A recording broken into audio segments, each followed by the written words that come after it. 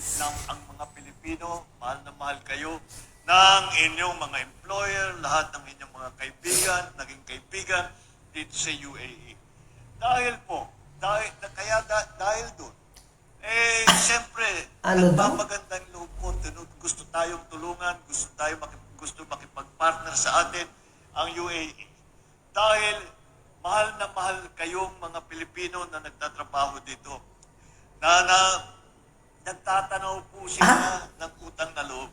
Ang kanilang sinasabi, kung hindi sa mga Pilipino na tumulong sa amin dito sa UAE, ay hindi po naging mayaman ang UAE kagaya ng ganito. Kaya't malaki ang pasasalamat ng UAE sa mga Pilipino. At kagaya ng aking sinasabi, kagaya ng dati, kayo ang nagdadala ng dangal sa Pilipinas. Kaya you are the source of pride and honor of our country. Kaya sa pagbisita natin dito, ay siguraduhin na kayo lahat ay nasa mabuting kalagayan. Walang maramdaman Dito sa sa UAE, sir. na inyo pang tutulong ng pangalawang tahanan sa labas ng ating bansa. Today, the United Arab Emirates is home to one of the largest Filipino communities in the Middle East. Magwa 1 million, nag 1 million na yata ang Pilipino rito sa UAE.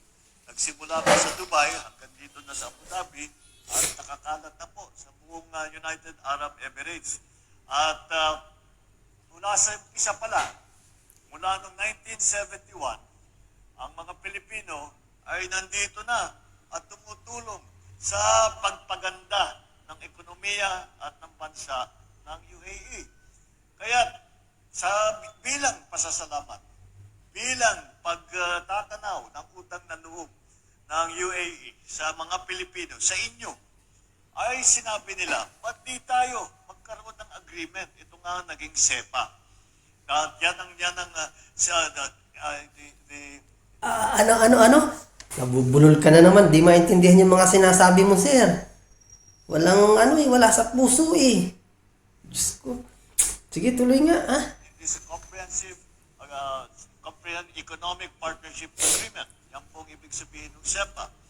At dahil dyan, marami po tayong pag-uugnay sa UAE, sa trade, sa exchanges, sa people-to-people na pagkikilala.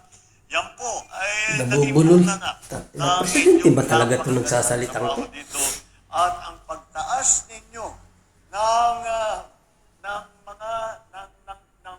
reputasyon ng mga Pilipino Wala. dito sa Mga UAE, tulala ang mga kasama na rin hakot po to eh. lahat Wala sa loob mga yung pagpunta dyan eh. Hindi lamang dito sa Middle East, kung hindi sa buong mundo.